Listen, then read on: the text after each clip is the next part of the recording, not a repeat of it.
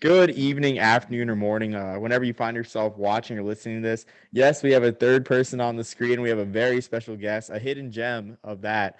Probably the most versatile player in the country that you've never heard of, and a man that has been screwed out of a finalist position in the Paul Hornung Award. They'll be hearing from us on Twitter all next week when we post this. But joining us is Morgan State quarterback and punter. You heard that right, Neil Boudreau. Before we begin, gentlemen, and of course, join me always, Jackson, my co-host. Gentlemen, you have anything to say to open this up? Just want to say hello, and it's a pleasure to be on the show, and I'm looking forward to it. Yeah, absolutely. Let's go for it. I mean, Neil, you are, like Omar said, one of the most versatile players. I mean, gosh, how many quarterbacks? Hard enough, right? I guess not for you that you decided to go ahead and go for player two while you were at it. You're a graduate and transferred out of San Diego State. Played a little safety there too. Gosh, I mean, is there anything this man can't do? But I'll pass along to Omar. You want to go ahead and kick this thing off? Yeah, for sure. So I guess to begin, can you tell us about your career path? And I guess did San Diego State recruit you as a punter as well? Because you played safety as well. And then for transferring, did Morgan State recruit you to do both roles? Just like walk us through that, please. And yeah, I guess your career. Yeah. All right. So out of high school, I had just a couple offers there. The main one, I actually was gonna go to University of San Diego, which is right down the street from San Diego State, and I was actually gonna play receiver there. But I wanted to play quarterback, so that was my goal going there. And then actually like a week or so before I had to commit, I don't know the exact date. I think it was sometime August 2016. The San Diego State special teams coach, he actually just sent me an email, and I had talked to him a little bit at my high school, and he was like, "Oh, we have a roster spot for you. You can be a punter, be on the roster as a punter, but also like an athlete." So I played a little scout receiver my freshman year, but I actually went there in, like I said, in hopes to play quarterback. So um, I was on the like I said, I was on the roster in the fall of 2016 as just a punter. I like I said, played little scout receiver, and then in the spring, I think we had 3 or 4 quarterbacks leave or transfer or quit football altogether. The starting quarterback at the time, Christian Chapman, had surgery on his thumb, so the only 2 quarterbacks on the roster were me and the backup quarterback, Ryan Agnew, in spring of 2016 or 2017, that would be. Um, so then I played quarterback there for about 2.5 years. I was just like practice squad or scout team.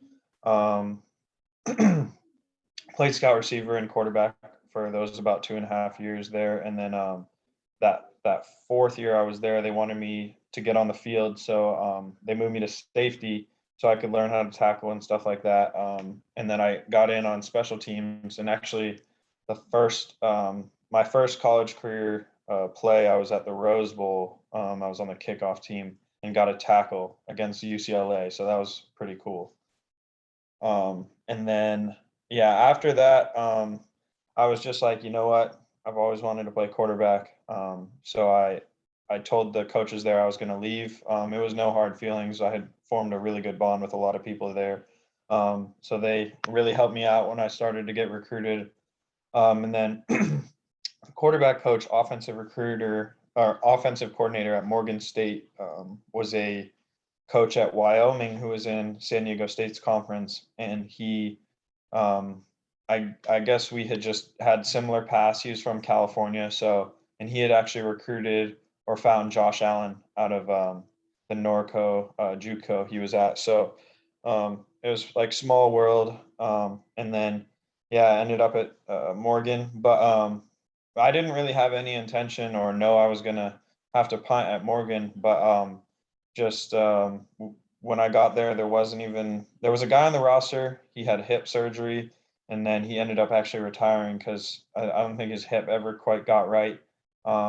And then there was another guy on the roster who could punt, but he broke his collarbone in fall camp. So I ended up being the quarterback and the punter. And it was a up and down year for sure, but it was a lot of fun, and I enjoyed doing both. It was just kind of felt like high school again because I did that in high school as well. So it's pretty funny.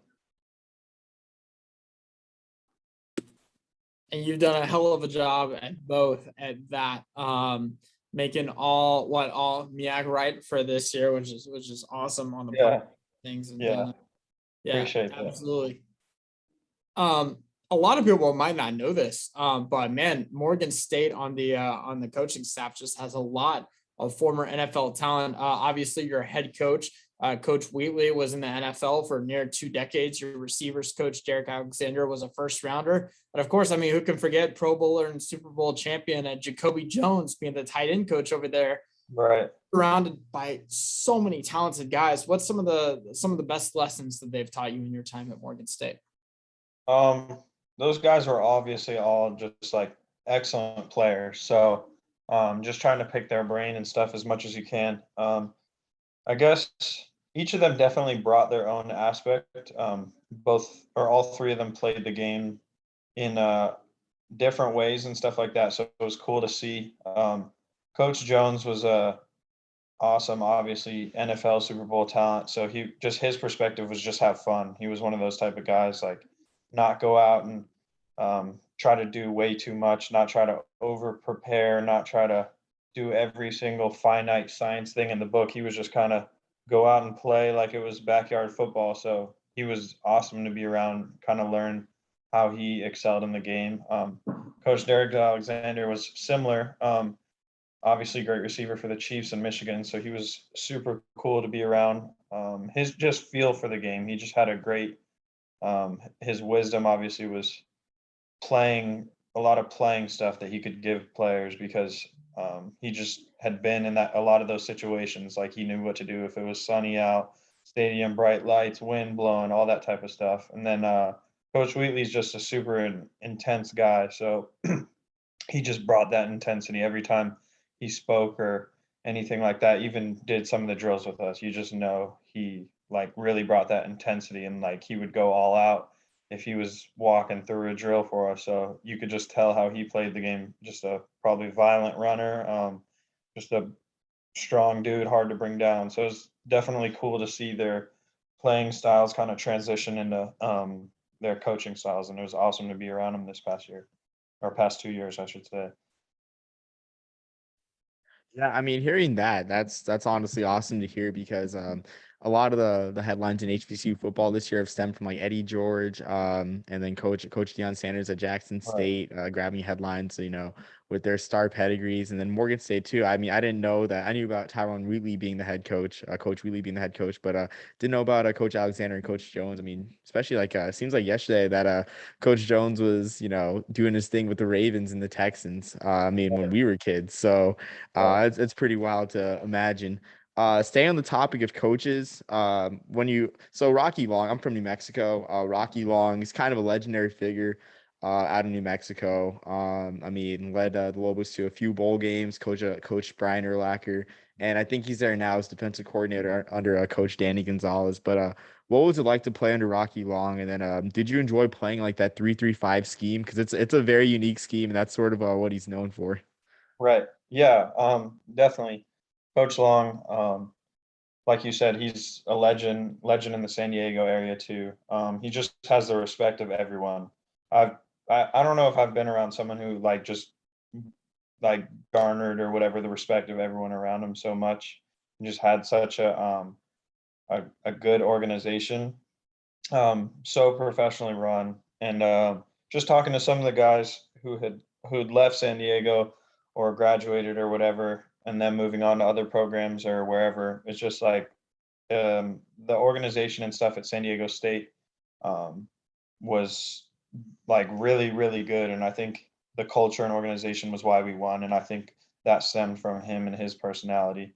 Um, and then going into the 3-3-5 scheme he ran, I think it's awesome because it's a little different, and I think that's kind of what San Diego State was. They had a lot of guys who were under recruited and didn't have a lot of the big offers that a lot of the other schools did, but that was like the program he ran. It was tough kids, a lot of undersized guys, but they played hard, and that's why we won.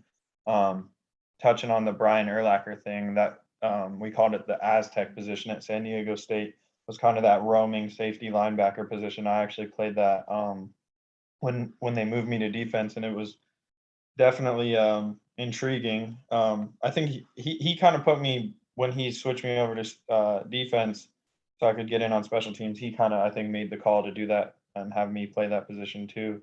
And it was cool just to, I mean, like Brian Urlacher played that position at New Mexico, like you said, and returned punts and did all that stuff. So it was kind of cool to kind of be in that historic position. You got to be smart, and obviously Brian Urlacher, all pro, or Hall of Fame or whatever, NFL linebacker. So it's wild. But yeah, like all that stemmed from Coach Long, and still the defense they run there today. And the guy who is playing that position now got first team All Mountain West.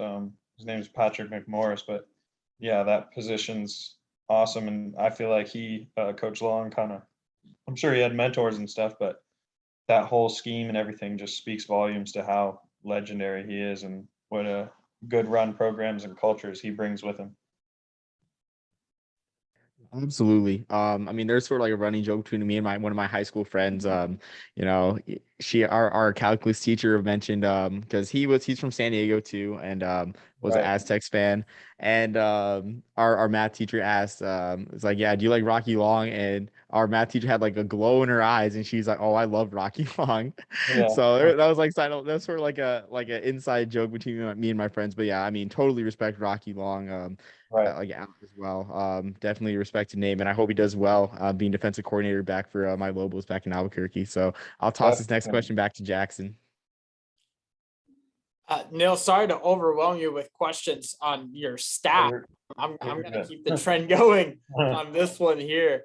I was just kind of looking at a little bit more of Morgan State's coaching and staff and everything, and gosh, Dr. Trudell Dorsey, obviously your director of strength and conditioning, is cooler than any of ours, that's for sure. He's worked with some of the greats alike Brian Urlacher, LaDainian Tomlinson, and not to mention he's a doctor. Gosh, what are your how's your experience been under Dr. Dorsey?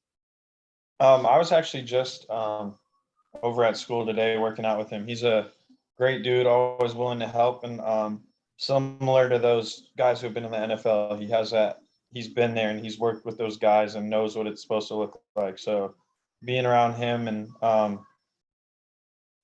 really committing to what he sets up for you is definitely important if you want to win and develop into the player you want to be. He'll definitely help you get there. His workouts are no joke, especially like after coming from San Diego State, a bigger program than Morgan State, in terms of, I don't know, conference and all that stuff. It was not just a walk in the park for a guy coming from an FBS program or whatever. His workouts, like I said, they were no joke in the summer and stuff, and in the off season, even during season. It's a lot of work, and it's good work. So you got to commit, buy in, and yeah, I have a lot of respect for that guy. He's a good coach. I mean, it seems like the strength and conditioning coaches, they seem to like steal like the headlines, just like they seem to be the biggest characters in the game. So not surprised to hear just him being an impactful figure around that program. I guess while we're on the topic of like coaching, like practice, how do you split practice time, or how did you split practice time as a quarterback / punter this year? I imagine that would be very tough. Honestly, the special teams coach at Morgan, Coach Anthony Binker, was really he handled it really well with me being a punter. Special teams period usually for us was earlier in practice, so he would just kind of let me just basically explain what the other team was going to try to do that week, and then just kind of let me, I guess, take the reins of it as much and kick as much or as little as I wanted to. So towards the start of the season, I was kicking a good amount, but as the season kept going, I was just like a little bit beat up here and there from just the season, I guess. So he just kind of trusted me, and that was pretty awesome. So early in practice, I would punt just probably 5 or 10 minutes while the quarterbacks were warming up and stuff like that. And then after that, I would just I guess, be a quarterback the rest of the practice. So it wasn't too difficult, but like I said, I think that the special teams coach handled it really well and just kind of respected I guess, me having to juggle both punting and quarterbacking. So yeah, it was pretty cool. So there were no coaches down your throat saying, "Hey, special teams is a third of the game. You better spend half the time on special teams." No one doing that. No. I mean, like I said, I thought he handled it well, and it made me not stress out, and just kind of go out and play, which was pretty cool. And during the games, he was super mellow and even keel, and just would always be upbeat. So yeah, I thought they handled it really well. Oh, the strategy has worked. That's for sure. Um, Moving on to my next question. If you don't already know, Hardware, the podcast we do, it revolves around college football awards, especially in the spring season. For the FCS, we cover the Walter Payton and Buck Buchanan Awards extensively. If we're gonna hand you, a ballot, who are you gonna put down on that for this FCS year? That's a great question. Let me think. Is I know that I know the dude up at what is it, Eastern Kentucky, Eric Barrier. That's he played at a school right by me in high school, and we almost had to play him in the playoffs. And they had like six D1 commits, and my high school was not that caliber, so we were pretty intimidated. But him or that that is Western Kentucky's quarterback threw for like 45 touchdowns, right? Or something wild like that. Bailey Zappi, right? Yeah. He's touchdowns away from breaking Joe Burrow's record in one less game. Yeah. I mean, I'm a quarterback, so I'm probably biased, but I'd definitely say one of those two for sure. I mean, we've talked about Barrier a lot from up in Eastern Washington too. His career came to an end, but I expect to see him, if not in the pros, but in the CFL. He fits a CFL game like very, very well. So be excited to see him there. Might be more reason for me to watch CFL in the summer. I guess staying on with like the whole FCS talent. On our podcast, we also talk about the All-Star games as well, including like the East-West Shrine Bowl, which recently added or invited Jacoby Durant from South Carolina State and Deshaun Dixon from Norfolk State. What was it like playing against those two guys? Because those guys, I mean, they got the NFL scouts looking at them a lot, especially with the invites to the East-West Shrine Bowl. Right. Yeah, it was fun competing against both those guys for sure. South Carolina State's defense was tough. Their D line was really good, I thought, and then obviously the secondary just benefited off of that for sure. But yeah, it was fun competing against those guys. I think Norfolk State. Obviously, I'm closer to the D line, so I was kind of chit chatting with some of those guys during the game a little bit. They were that number 18 there. He was a good dude for sure. I don't know. I chit chatted and went back and forth with him a little bit during the game, so that's pretty cool. But yeah, it's fun definitely being out there with guys who are getting NFL looks and stuff like that, because obviously you want to go against the best. So I guess pretty cool to play against both those guys. And number 14 there at South Carolina State, congrats to him, because he got the Conference Player of the Year or Defensive Player of the Year, and he was projected that in the preseason. So I thought that was pretty cool that he got projected and then went out and won it. So yeah, hats off to both those guys. And just like I said, it's fun competing against those guys, and definitely cool to be out against someone who's getting a good look in the NFL, for especially being in the East-West Shrine game. I'll toss this next question back to Jackson, right here. Yeah, you know what? That's kind of a seamless transition into my next question. One person, we've done a couple interviews on here. One question I always love to ask: best high school player you went up against? And it sounds like you already have an experience with Barry. Maybe a couple names that just, pop out to you of guys. Yeah, I'm gonna stick with two guys who are in my conference. My senior year, the quarterback at Corona Del Mar, who's the quarterback at Cal, Chase Garbers. He was definitely pretty good. He's been at Cal the whole time when I was at San Diego State and stuff. And then his brother's actually the backup at UCLA right now. So definitely talent in that family. He was definitely good.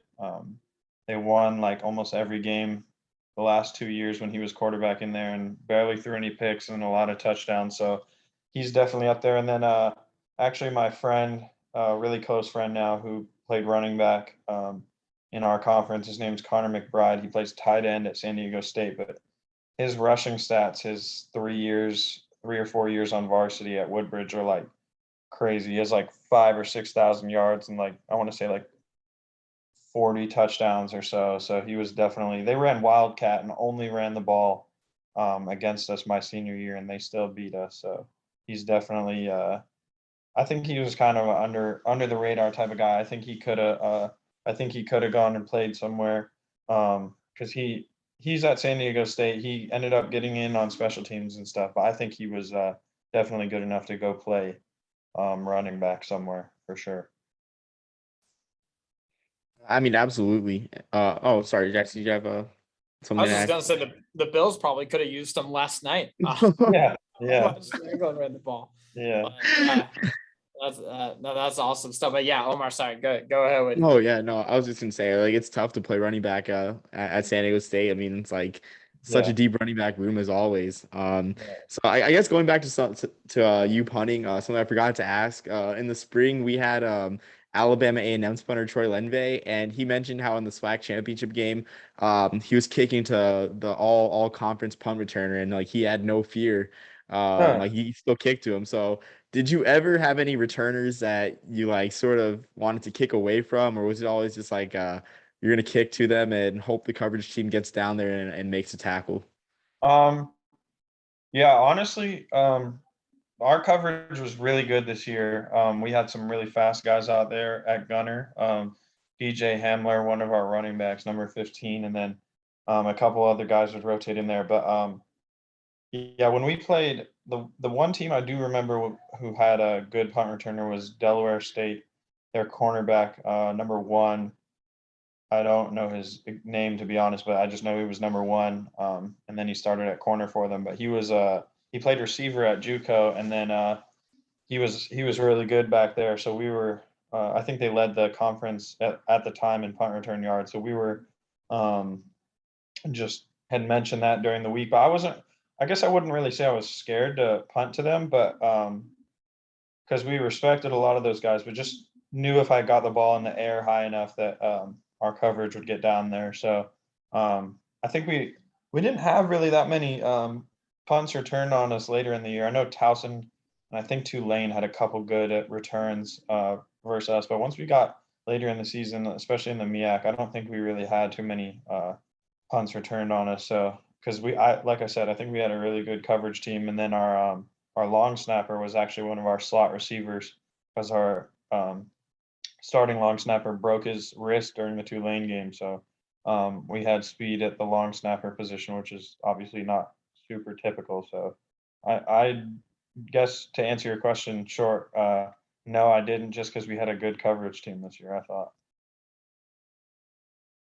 I mean that's a great answer for me playing special teams in high school. Always good to trust the gunners and everything. Yeah, for sure. But you know I respect that answer a lot. So yeah, I'll throw it back to Jackson. Neil, you've played both at an FBS school, not to mention one of the most successful in recent years group of five schools in San Diego State. Then you went on and played at an HBCU. I think I know the answer to this one, but how do HBCUs compare in excitement and talent compared to the FBS level? Yeah, I mean, I definitely thought there was a lot of good talent between my team and other teams in the conference.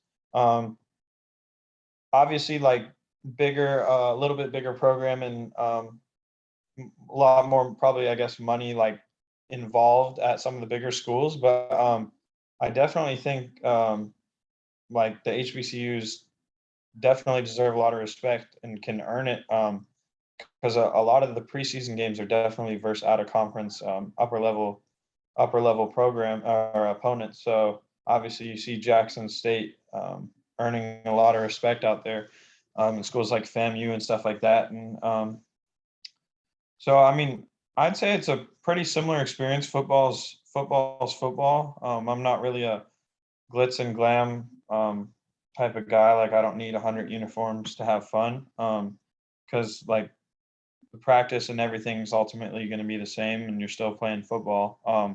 But like the culture, and then like the crowd and the fans and everything at HBCU, and the especially the alumni is a really big deal. So even like when we won our first game, even though it was obviously not as early in the season as we would have hoped, like when we won, it was just nothing but good things. A lot of support from the alumni, like I said, a lot of people there on homecoming and games like that. I'd say a little bit more tighter knit community, or a lot more tighter knit community at Morgan and the other HBCUs compared to some of the bigger programs where it's a little bit more out of touch, because there's a lot more going on than just football. But at the HBCUs, like I said, it's a tighter knit community. The alumni are really involved, and yeah, honestly, just wish we could have had some more wins and had some more fun after the games and stuff like that, because the alumni were definitely there to support us and would always be on the field with us after the game, which was pretty awesome. Yeah, that's amazing to hear. I mean, I'm a nerd for the history of the game, and know that Morgan State has some of the greatest tradition of all the HBCUs, and like even college football if you go there. So yeah, and even make my way to a few HBCU classics down south here. I love the atmosphere a lot too. I mean, Right. it's a spectacle in all the good ways, for sure. So. I'm glad you enjoyed it too. And I think the first one was a Delaware State game. I remember watching the Delaware State game. I wasn't sure if that was the first one of the season, but yeah, I mean Yeah. that was the first game I watched with you, and I was like, wow, this guy plays punter and quarterback. That's Yeah. pretty dope. Huh, appreciate that. Yeah, that was, like I said, that was a fun one, and at home. And then we played North Carolina Central really tough at home for our homecoming game. And like I said, like you could just feel the alumni presence and sense of community and stuff like that. So it was definitely awesome to have. And yeah, something you don't quite get as much of at some of the bigger FBS and stuff like that programs, I'd say. Absolutely. So I guess we have a couple more questions left. This is just like a random one because you mentioned the Tulane game, and shoot, I mean we love historic stadiums here on our podcast. What was it like playing at Legion Field? I mean, it's one of the most historic stadiums in the country. Did it make any difference playing Legion Field, or just like another Yeah. game, another day at the ballpark? No, yeah, that was the field itself was awesome. Pregame and stuff like that, we were just looking around, like it felt like we were on like a movie set or something like that. It was a really cool stadium to be at. Yeah, and my friends, I had like 3 or 4 friends come out to that game, my cousin and my dad. So I actually didn't even end up starting that game. But then I came in like the second drive. So um, and I ended up throwing 3 touchdown passes in front of them. So at that field, it was a really cool experience. The locker rooms, just walking out there and stuff. It was pretty cool. Like the press boxes and stuff were so high up. It was a big stadium, so it was definitely cool to be there. Really good weather.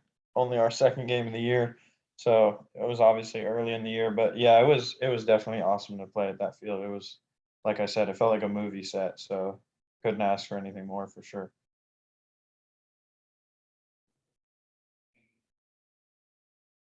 I'll throw this one back to you, Jackson.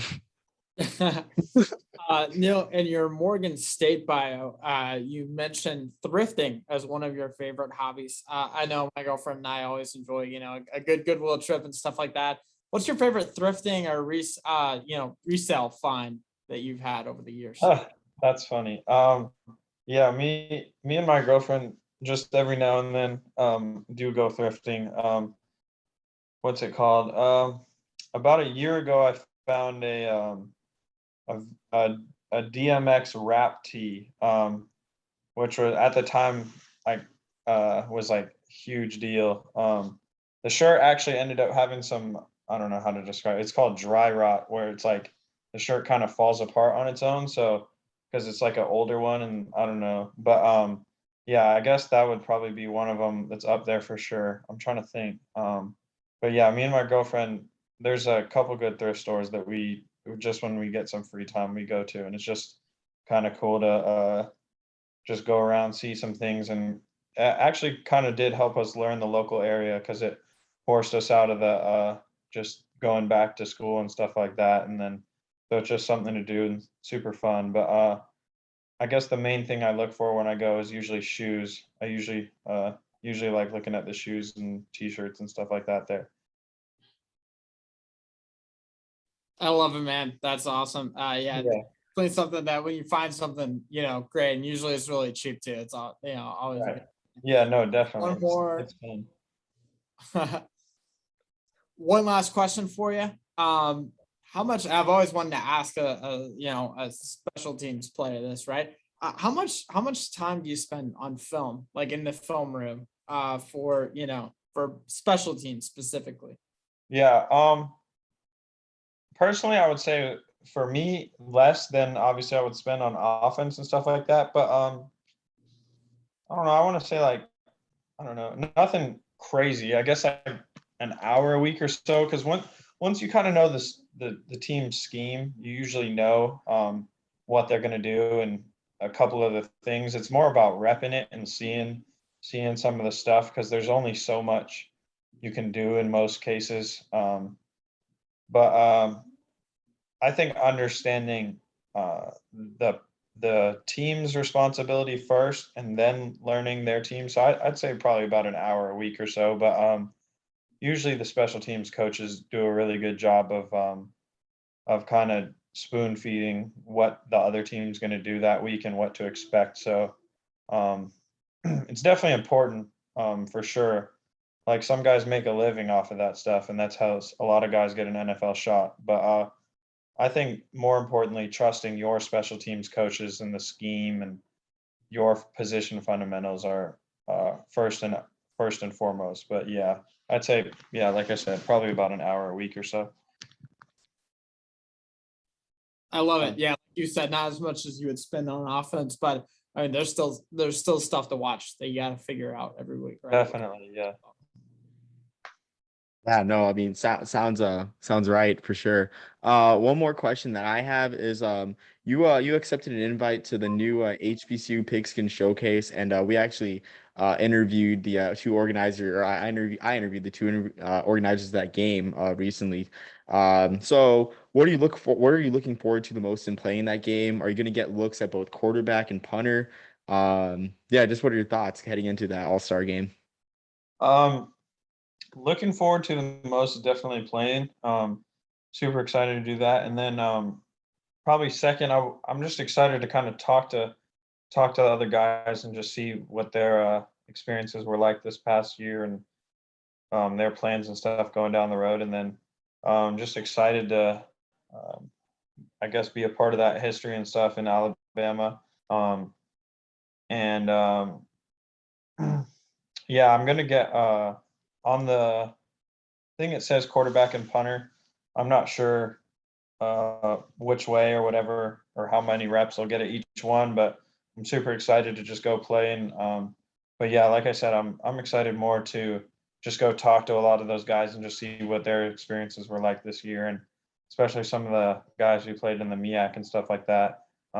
Excited to just meet them personally, learn other people's approaches to the game and why they think they're good or what makes them good or important stuff to them. So yeah, I'm super excited for that. And it's going to be a good thing to do right before I go home for Christmas and stuff like that. So I'm excited. Hey man, we'll be pulling for you, and I mean, hopefully you can play quarterback well enough that you don't have to punt, right? So Definitely. Yeah. Appreciate that.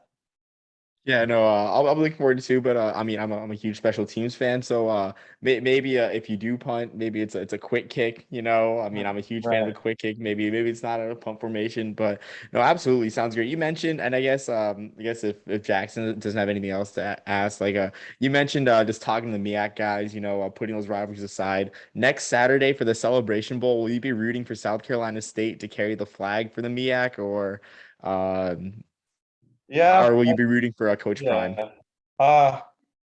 Uh, I think I'll be rooting for South Carolina State because like I said, their defense was really tough. So I respect them. It wasn't like they didn't deserve what they did to us and stuff like that. I thought they earned every bit of it. Their defense was tough, like I said. So yeah, I'm definitely rooting for the MEAC in that one. But uh, and a lot of people will be watching that one. So if they beat Jackson State, definitely put a lot of people on notice that South Carolina State was a legit team this year. So yeah, like I said, rooting for South Carolina State.